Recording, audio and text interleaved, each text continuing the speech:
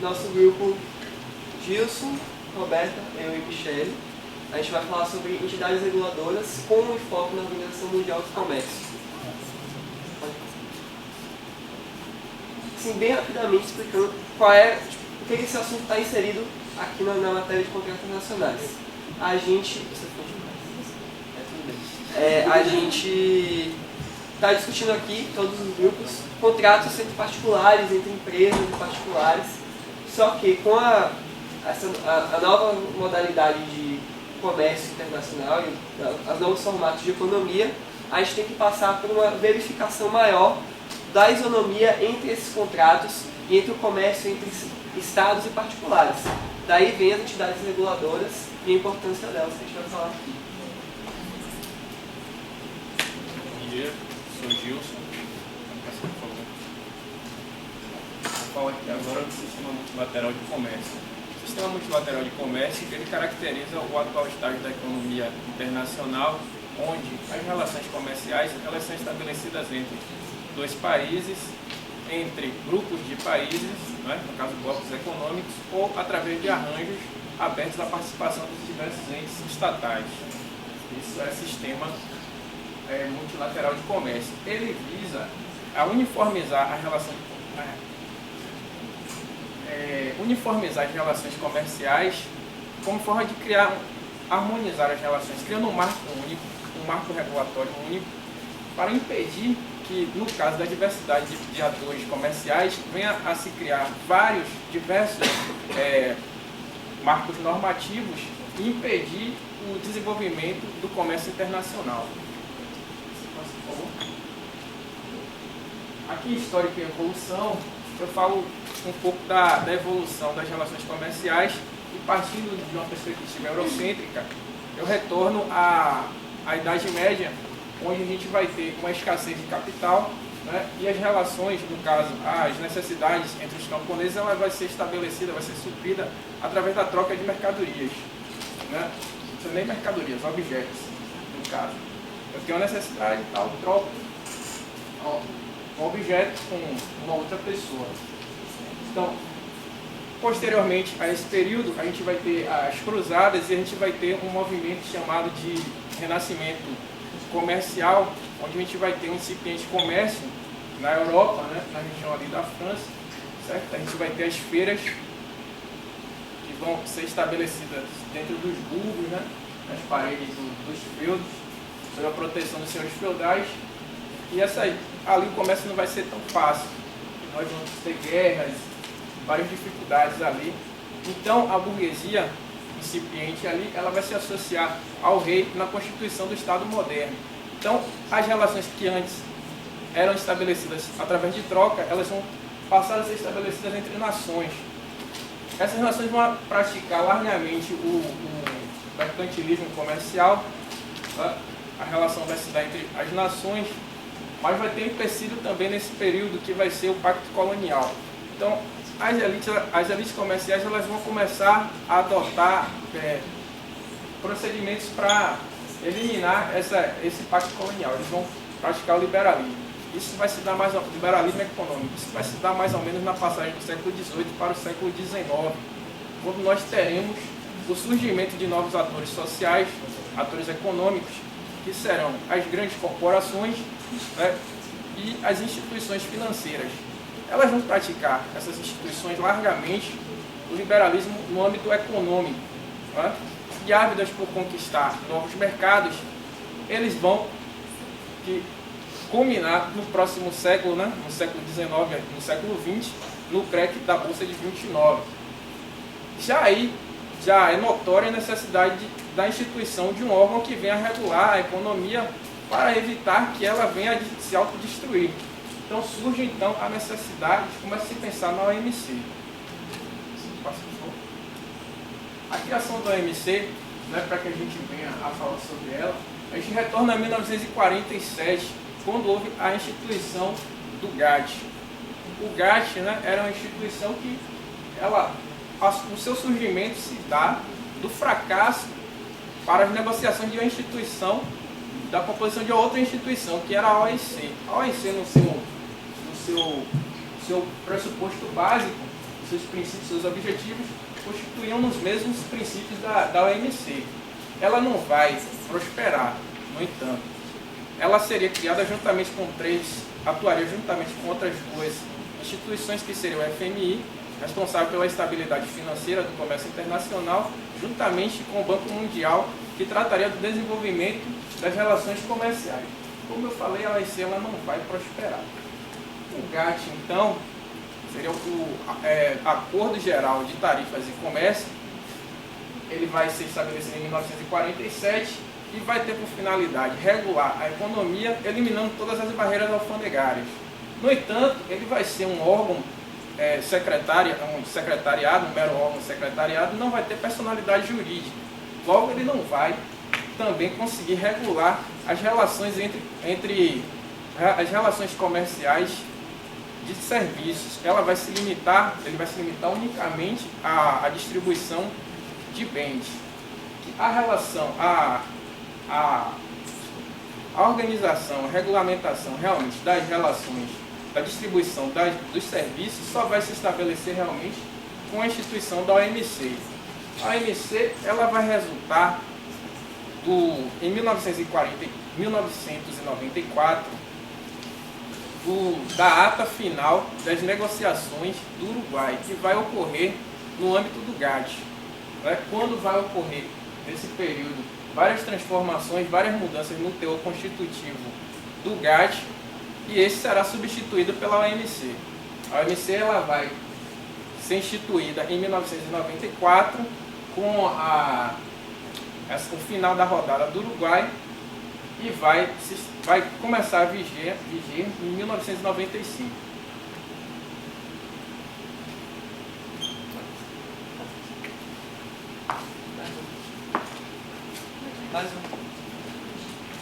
Bom dia, gente.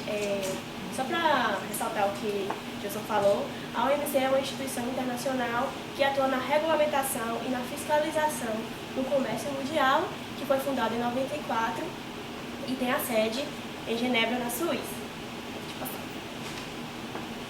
Bom, os seus objetivos, eles estão explanados no Acordo Geral de Tarifas de Comércio, que é o GATT. Pode passar. Está escrito assim: as partes reconhecem que as suas relações na área de comércio e atividades econômicas devem ser conduzidas com vistas à melhoria do estado de vida, assegurando o emprego e o crescimento amplo e estável do volume de renda e demanda efetiva, e expandindo a produção e o comércio de bens e serviços ao mesmo tempo, permitindo o seu uso ótimo de recursos naturais, de modo que os objetivos de desenvolvimento sustentável. Pode passar. Em suma, esse ponto básico para a consecução desses objetivos é a liberalização do comércio de bens e serviços, que se dá com o desmantelamento das barreiras, né, dos estados. Bom, as suas funções são basicamente 4. As funções da OMC, que é facilitar a administração dos acordos da rodada Uruguai, constituir o foro para as negociações comerciais, administrar as regras e soluções de controvérsias e administrar os mecanismos de revisão das políticas econômicas. Bom, a estrutura.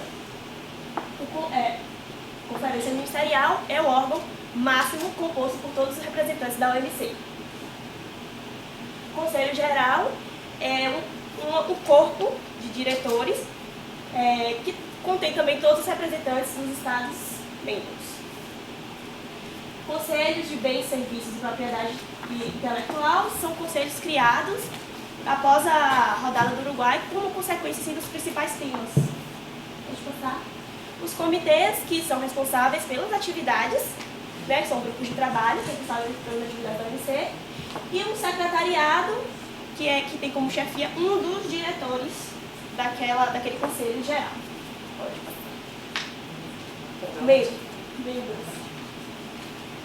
Até dezembro de 2011, a OMC constituía com 156 membros.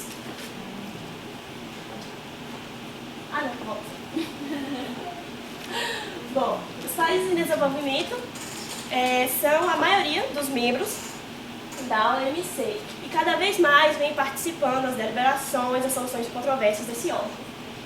Os terceiros interessados ocorrem o seguinte: quando existe um conflito entre partes, um outro membro que não está diretamente envolvido nesse conflito, ele pode intervir caso tenha algum interesse concreto relativo a esse conflito.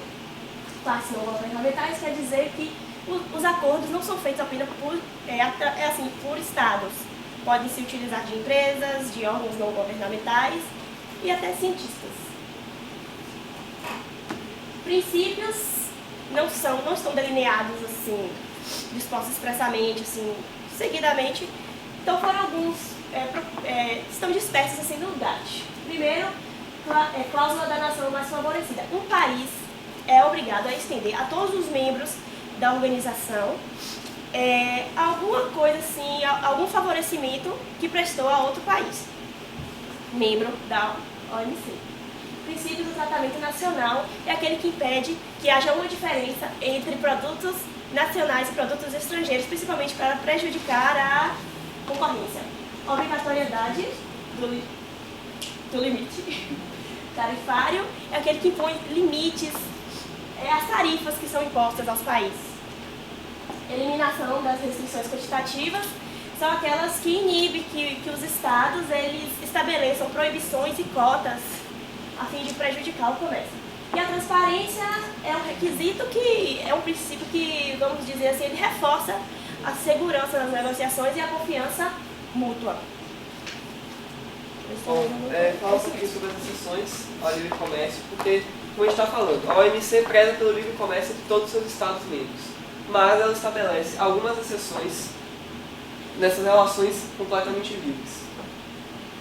Elas são divididas em 3 grupos principais: as exceções permanentes, que são as exceções gerais, quais sejam pedidas que visam proteger a moral pública, a saúde humana, animal e vegetal, o comércio de ouro e prata, a proteção de patentes, marcas e direitos do autor, tesouros artísticos e históricos, recursos naturais exauríveis e garantias de bens essenciais. Podem ser criadas barreiras para proteger esse tipo de produto ou serviço que está aqui.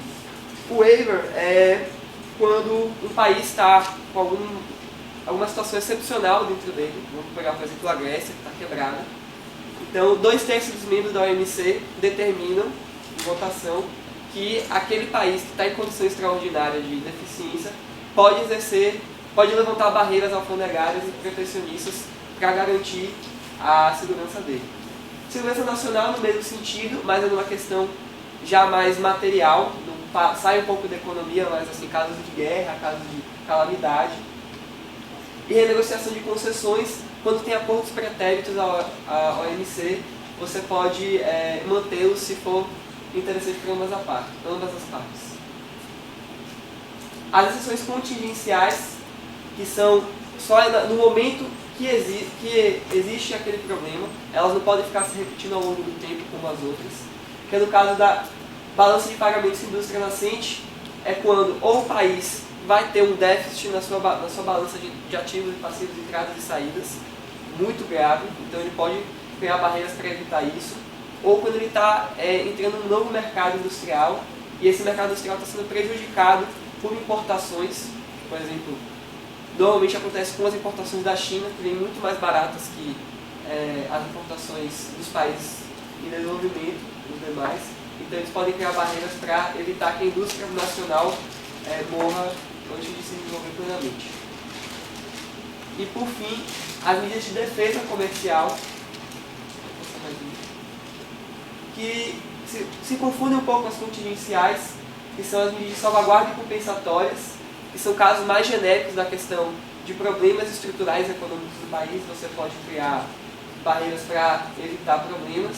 E o antidumping, que é quando você tenta evitar que um país importe para o seu produtos abaixo do custo de produção para ganhar mercado. Você pode evitar o antidumping com medidas alfandegárias, a previsão OMC.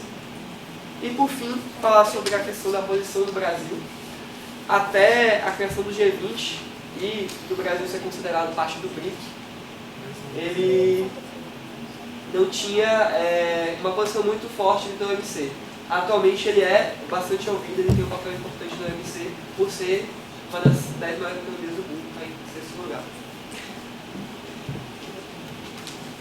Pronto, eu vou falar, meu nome é Michelle, eu vou falar principalmente da resolução das controvérsias em si. Mas. Primeiro eu vou falar das instituições que participam dessa solução de controvérsias.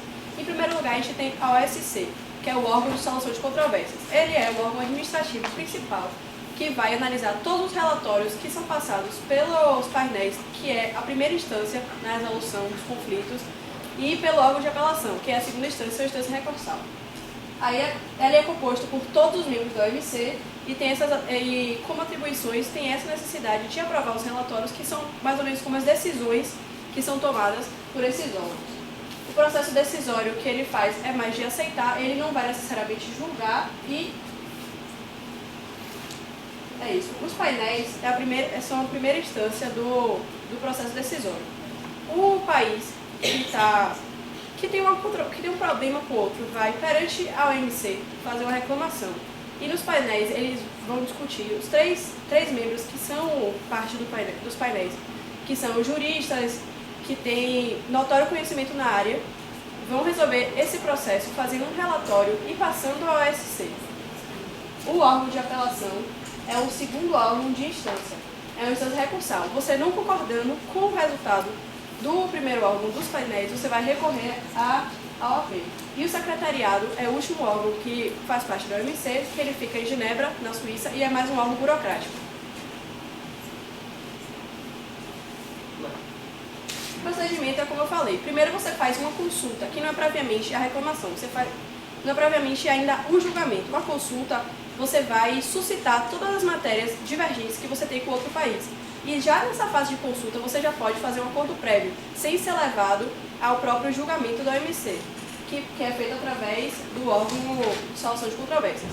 Não sendo feito um acordo, vai passar para o painel. Nesse painel, os membros vão fazer um relatório que vai ser como uma decisão daquelas controvérsias. E esse relatório vai ser passado para a OMC ou para a OSC e vai ser divulgado. E se as partes não concordarem com o que foi dito no relatório, ele vai passar para o órgão de apelação. O órgão de apelação pode revogar, modificar ou confirmar a decisão do painel. E é o último órgão que aqui você pode recorrer.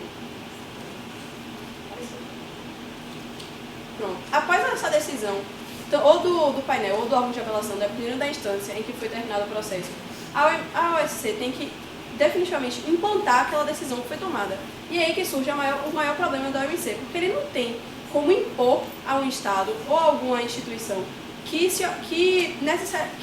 efetivamente cumpra aquela decisão, cumpra aquele relatório e cumpra o que foi determinado para que se resolva a resolução.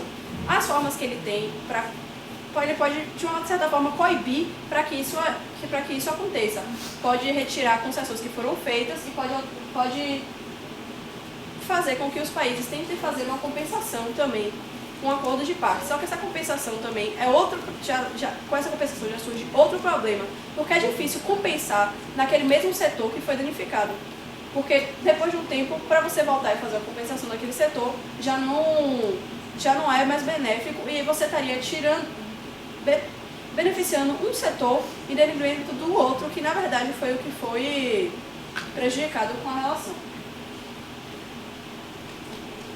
Bom, concluindo, como o Michele falou, como a gente expôs aqui, a OMC tem um papel muito importante na regulamentação do comércio mundial, mas ao mesmo tempo ela enfrenta muitas dificuldades na implementação das suas decisões. Então, cabe a crítica de quão efetiva é a OMC atualmente no cenário econômico mundial. É isso mesmo.